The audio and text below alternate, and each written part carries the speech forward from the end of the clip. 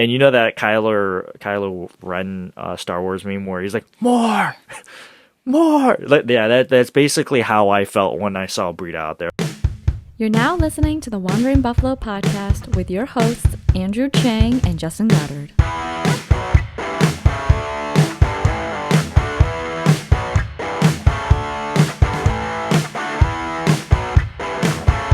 Hello, and welcome into the Wandering Buffalo podcast, a show on the Built-In Buffalo Network. My name is Andrew Chang, and as of course, with me is my co-host Justin Goddard. Tonight, Justin and I are going to talk about how the Bills grounded the New York Jets on Sunday. We're going to talk about all the highlights, the lowlights, how we feel about the team's performance, and of course, just our overall feelings and takeaways. But before we get into all that, you can always find us on most social media and podcasting platforms, and of course on YouTube by searching up the Wandering Buffalo podcast. Again, we are a part of the Built-In Buffalo Network, so if you haven't checked out any of the shows or content on that podcasting network, definitely do that. I know, Justin, you were on the Wind Chill Factor with Justice, T, and Jake Jordan recently, so how did that go? Yeah, it was great. My first live show, there's obviously a bit of nerves going on there, but once you stop thinking about the cameras rolling, it's just a bunch of people talking about the Bills, and what's better than that? Yeah, that's basically our goal here. So yeah. can't be the worst thing in the world, right? Seamless transition. Absolutely, and I know there was some annoying guy in the comments section, but he did say you did look pretty good on the live show. I don't know who that guy is. I don't know who that Andrew C. guy is, but he was throwing out some nice compliments. Yeah, what a nerd. Anyways, let's just get right into this episode. So we got to start with Josh Allen. As always, he went 21 of 28. That's good for 75% completion percentage. 366 yards, 2 touchdowns, 1 interception, a quarterback rating of 125.6, and he looked so much better this week than last week when, obviously he played against the Jags, which is a game that I'm sure that you and the rest of Bills Mafia are ready to forget. But this one is not the same, right? Josh looked like the MVP form, showed his dominance over an AFC East rival, and it just seemed like another normal day in the office for Josh Allen. And before, I let you kind of expand your thoughts on Josh Allen, let's just take a step back, right? It's just so nice that we have a franchise quarterback, which isn't something new to us Bills fans at this point, but when you look at that Jags game, it was a bad day for Josh Allen. And then this day was a great day for Josh Allen. And I want to say that that Jags game was an outlier in terms of one of his worst performances. But in general, when Josh has a bad day, it's usually like he throws 2 touchdowns, 2 interceptions, and throws on the upper side of 250, which is not bad for an NFL starting quarterback here in the NFL. So, and Josh usually performs above that benchmark. So I don't know. I just feel really appreciative of the guy that we have at the helm of the offense. Yeah, to kind of echo your sentiment there, it's great when the quarterback we have now, like on his worst day, is the best day of any quarterback that we had for 15, 20 years before him.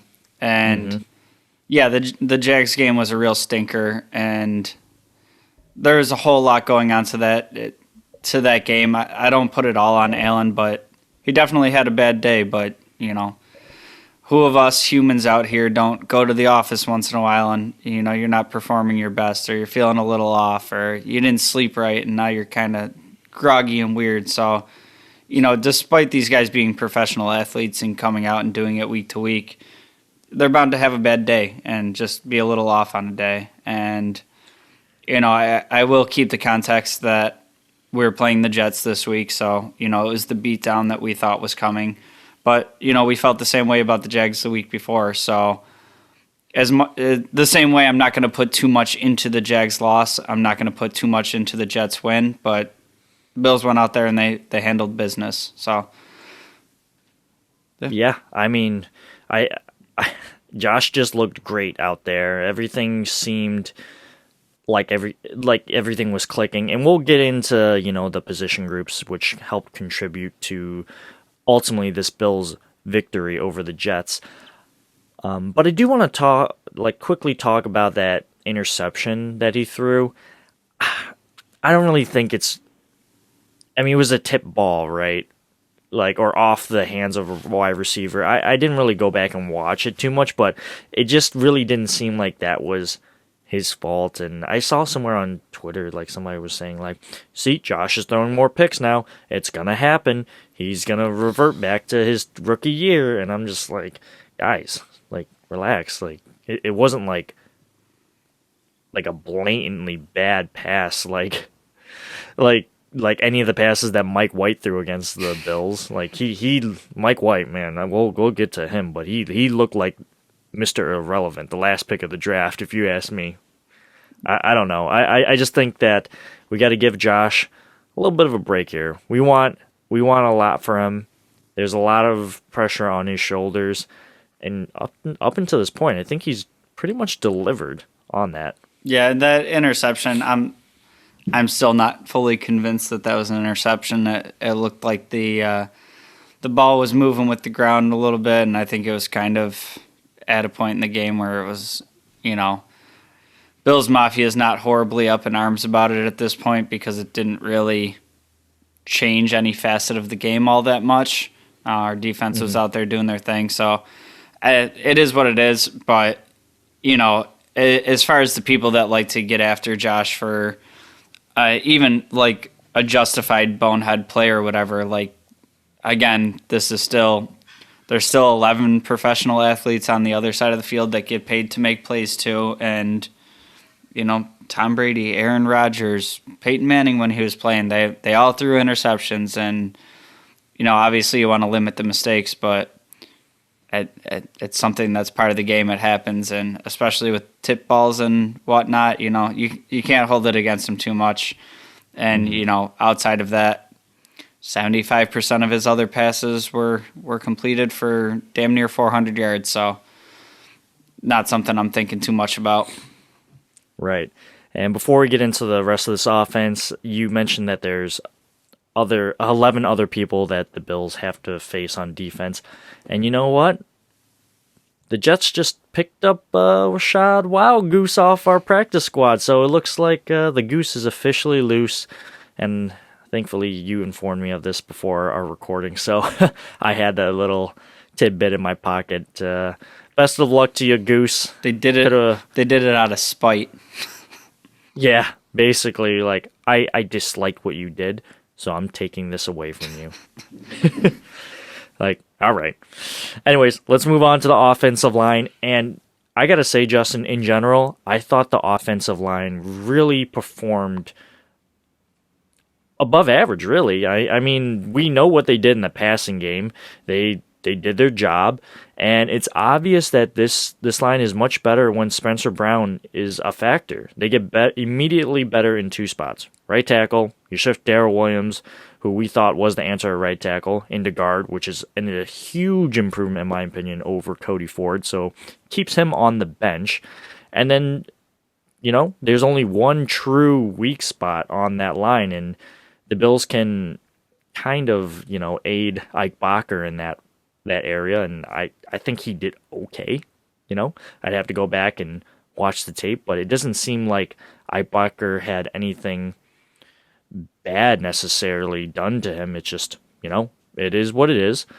And like I said, we already know what they did in the passing offense, but what about the rushing game? So, the carriers of the football, they were 24 carries for 139 yards, about 5.8 per carry, 4 touchdowns, and a long of 24. We'll get to the rushers later, and I'm using air quotes here for rushers, but not bad, not a bad day in the office for those who are rushing the football for the Bills. Yeah, I think the rushing attack did look better this week. I think it's a lot to do with those offensive line pieces coming together, getting Spencer Brown back out there, and being able to kick Darrell Williams back inside.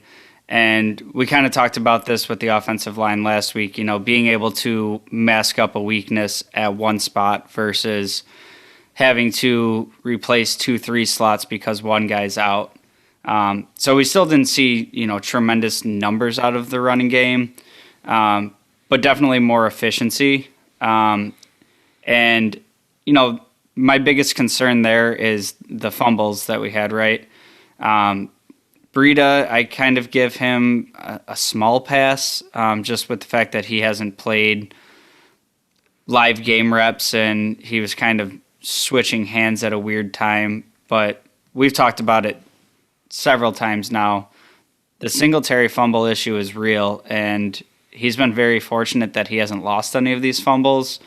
But my concern there is that if it doesn't get fixed, it's going to come back to get us in some sort of key situation where you're kind of just grinding out the clock, trying to get in field goal position to secure a win, and the other team's got the ball going the other way. Yeah, and I'll get into the rushers, as I mentioned, a little later in the episode, so I won't comment on that. But it sounds like we both agree on the fact that the Bills had a better day in the office on the ground of, as I mentioned, 5.8 yards per carry, 4 touchdowns, along a 24. Much better than last week's day in the office. So let's move on to the tight ends. And, Knox definitely helped open things up, definitely with blocking. And he did catch a pass, and he also had a drop in the end zone. That was the same play that I think Mosley was called for a hit on a defensive player or a helmet to helmet. I don't really know what it was, but when the replay played, I saw Knox had a real good chance to catch that football, and it just seemed like it slipped right through his hands. So I'm not going to give him too much crow for it, considering the fact that he did just break his hand. So I think Knox is going to get acclimated back in the offense, so I'm not too worried. Yeah, Knox has earned himself a couple free passes from me throughout the beginning of the season. The end zone pass did look like it was a little bit behind him, and he was kind of adjusting to make the play anyways. Obviously, you'd like to see him pull down one of those circus catches, but honestly, with the hit he took anyways, I wouldn't have been mad if it ended up coming out of his hands. He really got whacked. And like you said, he's still recovering from a broken hand. He's still got some padding in there, so things aren't feeling completely natural for him right now. So I thought, he contributed the one catch for 17 yards, and overall you didn't really see him as a liability in any other facet of the game. So circumstances being considered, I think it's a solid game from him. Right. Let's move on to the wide receivers here. And in total, the ball catchers for the Bills, there was 21 catches for 366 yards. That's an average of 17.4 yards per catch. 2 touchdowns off of them and a long of 57. And the Bills made a huge emphasis to get the balls to Stefon Diggs. And it makes sense, right? He's not had the same production that he's had last year, and we kept saying, like, well, the teams are, giving more attention to Diggs, so we can't give him the ball as much. And I feel like this game, the Bills just said, fuck it. Let's just toss it to him. Like, we'll make it work. And it worked. So he got 8 catches for 162 yards and a touchdown. And realistically, I still think that first touchdown where he didn't get his feet in bounds, I thought it was a touchdown initially, and I still think it is, but, whatever. And he had that long catch of 57 yards. Gabriel Davis, he was a factor. Probably the most quiet 105-yard game I've ever seen. He had like 3 catches, but we know what play I'm going to talk about. It's that one pass that he grabbed, and it looked like the ball was slightly behind him because he had to go into the defensive back. He was able to secure the catch while being interfered and still keep his feet in bounds. Are you kidding me? Just insane catching skills by Gabriel Davis, and we needed this man to step up. Sanders and McKenzie, got in the mix. They contributed to the rushing attack. Sanders had the longest rush of the day, again going to the right side behind Spencer Brown. Breida caught a touchdown pass. We'll get to him. We'll definitely get to him.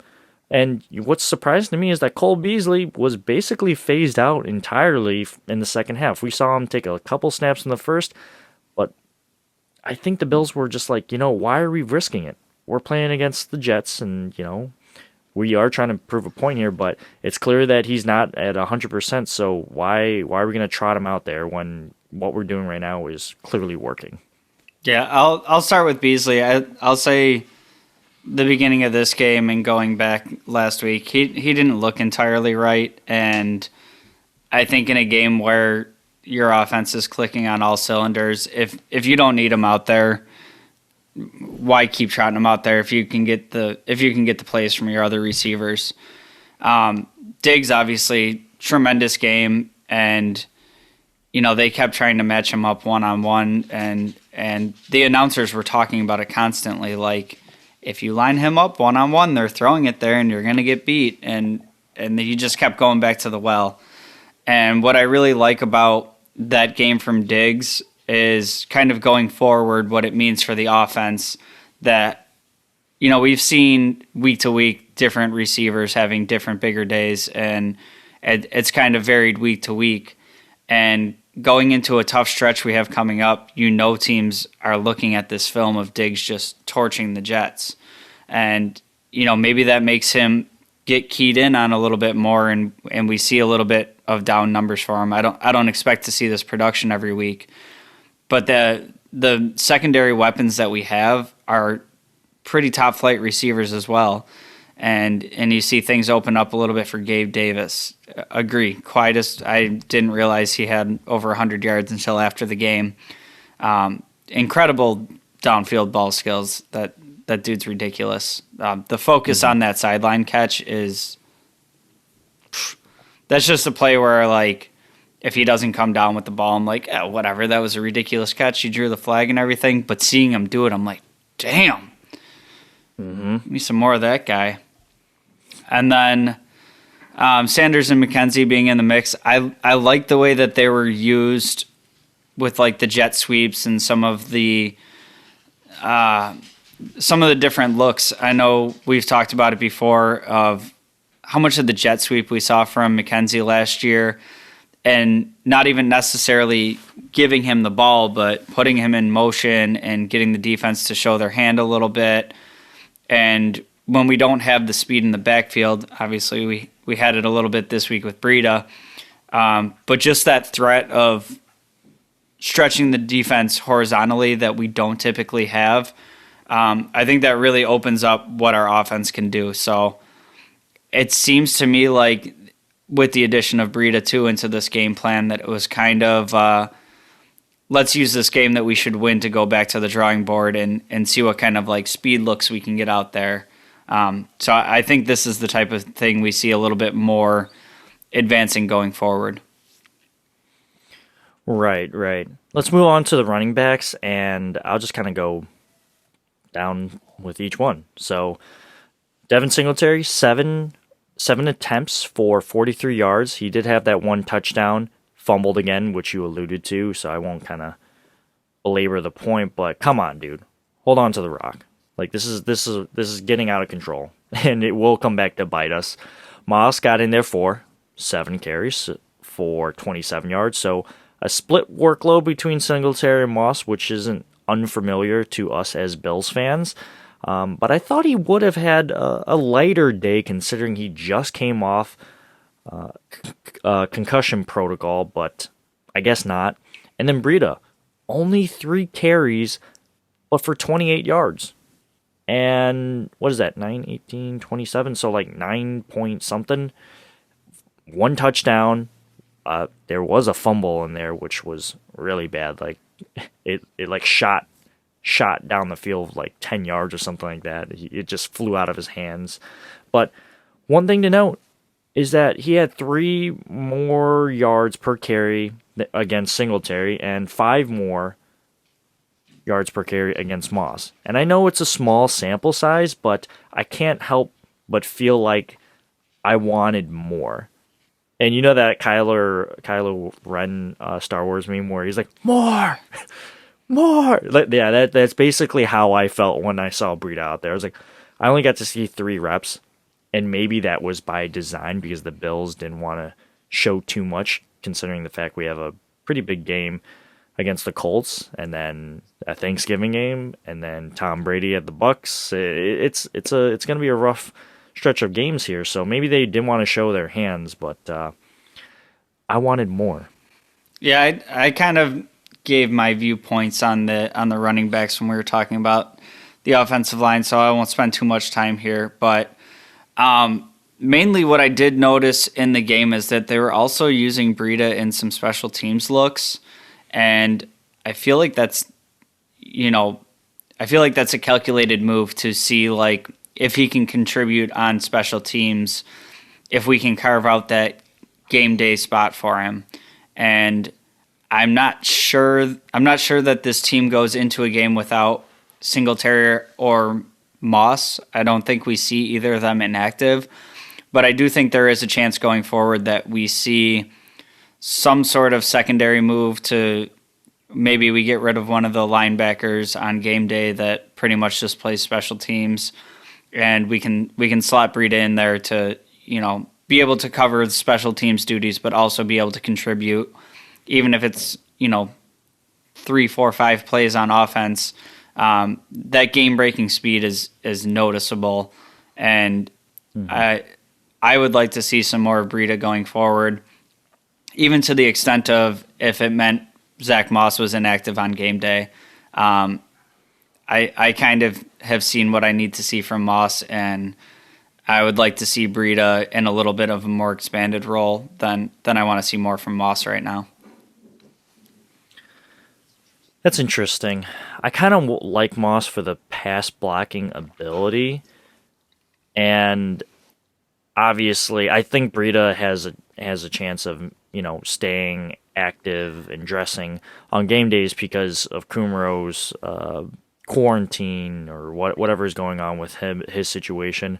But I do agree with you. If there is something that can be done, if the Bills truly want Breida on here, they could just not dress one of their linebackers that they have out there because they don't see the field except for special teams, and Breida plays special teams and he can contribute on to the offense. I think for me personally, I'd be invested in that kind of move, but I don't know. The Bills might just have something else in store. But let's move on to special teams. Tyler Bass, perfect. Once again, he's very, very good. And Matt Hawk,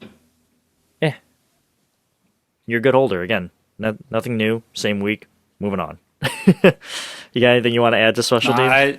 I will say, before we started the show, I saw that Bass is currently number 1 overall in the NFL for kicking. So, go Bass. Mm-hmm. And I don't think anything's going to happen throughout the course of this season. But going into next year, it's great that Matt Hawk is a good holder. I would like to explore possibilities of somebody that can hold the ball but can also punt when we need a punter. So I'm all set on Matt Hawk. Right. I'm glad he's a good holder and that we don't have to punt a ton because he is not good.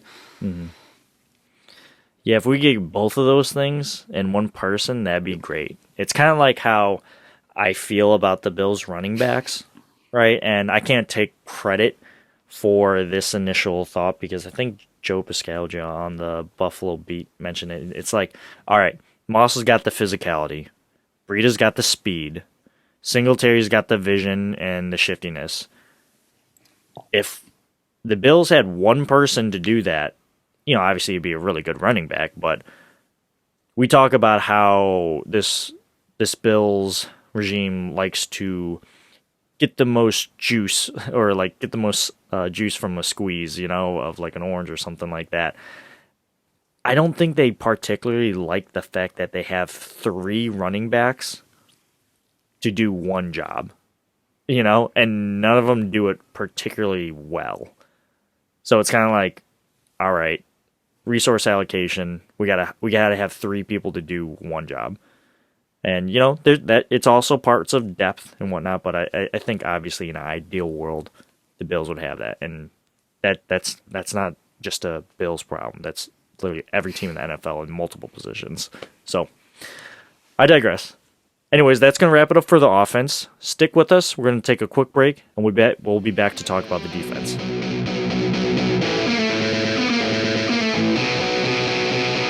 Welcome back, everyone. Justin and I are going to wrap up the Bills trouncing of the New Jersey Jets here, and we're going to talk about the defense. And there's not a whole lot to talk about because there wasn't a lot that happened on the defensive side of football in terms of them letting up huge plays or something like that. They made plays, but we'll get into that.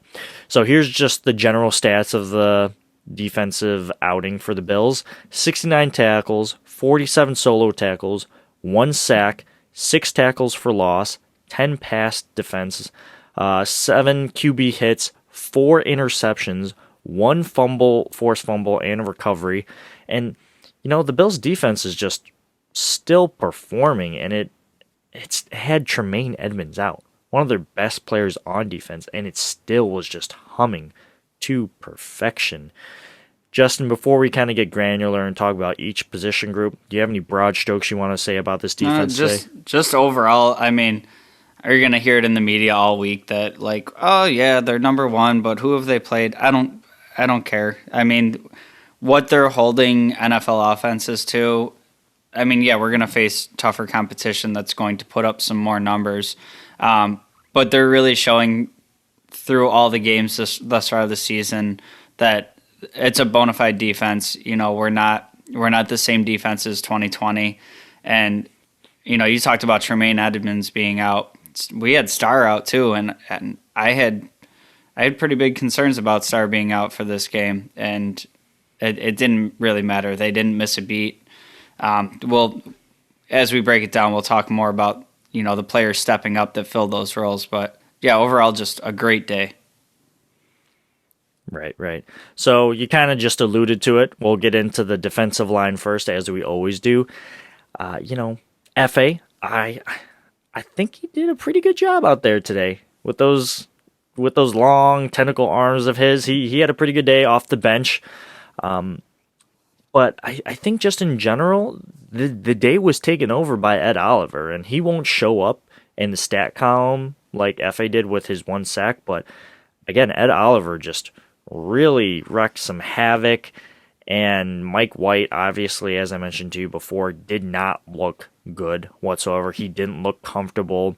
It looked like he had to rush some passes, and you just alluded to this earlier, but my main concern is the fact that Starr wasn't there, right? And I was worried about how this team would hold up without him. Is this going to be like a flashback to 2020 Bills defense, where we're like middle of the road, maybe a little worse? And we saw a little bit of that, I guess, when the Jets went to the ground, and they didn't have like a fantastic day on the ground, but it seemed like in the second half for me that the Bills were just letting up some big runs, and maybe that's by design. These are just my initial thoughts. But I thought the Bills' defensive line worked very admirably without Star Lotulelei and Justin Zimmer, but I know they can be better than what we saw, which is a very, very promising thing to think about if you're a big Bills fan like we are. Yeah, so the defensive line, while they're impressive, is probably, if I have to give it somewhere on the defense, where I kind of had the most disappointment in this game, I guess. And it's weird to say because they did have a great day. I mean, Ed Oliver, eventually what Ed Oliver's doing is going to convert to stats, and people are going to be like, where did this guy come from? We've been here. Yeah, we've been watching the games. We see what he's doing, and he's causing problems straight up the middle, and doing that without Starr eating up blocks is even more impressive. A little concerned that, I guess we technically did register a sack from FA, but that was kind of on Mike White's rolling out of the pocket, and he just sort of ushers him out of bounds. I thought this Jets team with some injuries across the offensive line and just the overall talent and the quarterback not being, an elite quarterback, I would have figured we would have come away with a couple sacks. But, kind of nitpicking, yeah, they gave up some big runs in the second half, but I think you're also kind of setting back into a prevent defense and not only daring them to, explore the run game. You're down 30 points, but also with what our secondary was doing, maybe trying to force them into another mistake or two. So, I mean, it wasn't the most impressive outing from a defensive line I saw, but I mean, it's just nitpicking something because, it wasn't a perfect game, but they still played pretty damn well. Right. I don't really have much else to add about that defensive line performance. Again, I thought they did very well. And yeah, if you're going to pick any position group on the defense to say, like, they could have been better, I guess that is it, but they did perform well. And let's transition to the linebackers here to explain why these other groups did very well. The linebackers, wow, very, very good. And I thought A.J. Klein filled in very, very admirably in Tremaine Edmonds' absence. And my doubts about A.J. Klein's ability to play a serviceable backup in this Bills defense is, my concerns are slowly eroding away. Now, emphasis on slowly, but he had a pretty good day out there, in my opinion, and he's no Tremaine Edmonds, but he's done really well when the Bills have asked him to fill the role for Matt Milano or Tremaine Edmonds, and his experience is next to none, Justin. So I don't know. I guess I'm sorry, AJ. My concerns against you have been erroneous thus far this season, but yeah, good job, man. Dude, I'll start by saying, first of all, I filled out my AJ Klein apology form at the end of last year, but that dude had such a good day. Like, I'm not even here ready to talk about Matt Milano because AJ Klein crushed it, and he came on very slow for us last year, and it's crazy in 1 year's time how we were ready to run him out of town. And yeah, now I'd still rather see Tremaine Edmonds out there, but I don't feel like we have an absolute liability when Klein comes in the game. And I give some of that credit to AJ Klein for working as a player, but I think that also speaks to Leslie Frazier and Sean McDermott knowing what a player can and can't do well, and just finding a role that AJ can fill and do it well. And he was ridiculous in this game. He was all over the place. He was breaking up passes. I mean, just a fantastic game from AJ Klein. Yeah. And I'm just going to lump the cornerbacks and the safeties. I mean, they're all cornerbacks really at the end of the day, right? into one group here. But these guys killed it. Teron Johnson, interception. Tre'Davious White, interception. Levi Wallace, interception. Jordan Poyer, interception. Micah Hyde stripped the ball from Corey Davis, which led to a turnover, like just in general, like just the turnovers. It was truly something amazing, and I loved, I don't know who said it, but someone on the Bills secondary was like, hey, thanks, Mike White, for all the turnovers. Like honestly, it was amazing that everyone on the Bills secondary was able to eat out there, and hey, I loved it. Yeah, I have nothing negative to say about the secondary. It was like the biggest play they gave up all game. I see Corey Davis running down the field, and I'm like, damn, well, that's a big game. Oh, Micah Hyde pulled the ball out, and he recovered it. So it's just right. it was kind of like, yeah, maybe this is where we gave up some of those chunk runs, but I'll let you average 8 yards a carry if it means our secondary can sit back there and do this. Just even on the routine plays that weren't turnovers, I mean, they had, I think it was like 10 pass breakups too. So all around, even when it wasn't a turnover, they were really affecting this game, and it didn't really matter what Mike White was doing. They were not having any of it in this game. Right. Well, Justin, not much else to talk about this Bills' dominant performance over the Jets, but who do you have for your spotlight player of the game? That's got to be my guy Diggs. I mean, he's had good games in the season, and he's contributing a lot to other players' success on the team, but we haven't really seen him blow up in a game like this where it was just like, it doesn't matter what you try to do. Diggs is in the zone. He's got the connection with Allen, and just went out there and absolutely crushed it. I had him in fantasy too, so that icing on the cake. Nice. Well, can't complain there. And I definitely want to agree with you on Diggs, but I'm going to pick Spencer Brown just to switch it up. I thought the Bills missed him, as I mentioned earlier, and this team just looked really, really good when he was back. And I already mentioned that the line got better in 2 spots with just one person. So I got to give it to my guy Spencer Brown, and when he pulled, I know that video somewhere out on Twitter, but when he pulls and just literally lunges his body on top of people to do the block, it's quite literally amazing. I was gonna ask you if you had seen that video before we signed off here. You imagine it was great. You imagine being like just going trying to make a tackle, and Spencer Brown is just, with all his athleticism, all his damn near 400 pounds, just coming flying at you. He like left his feet and everything. I'd stop playing football. Yeah, I'm good on that. Anyways, that's going to wrap it up for today's episode.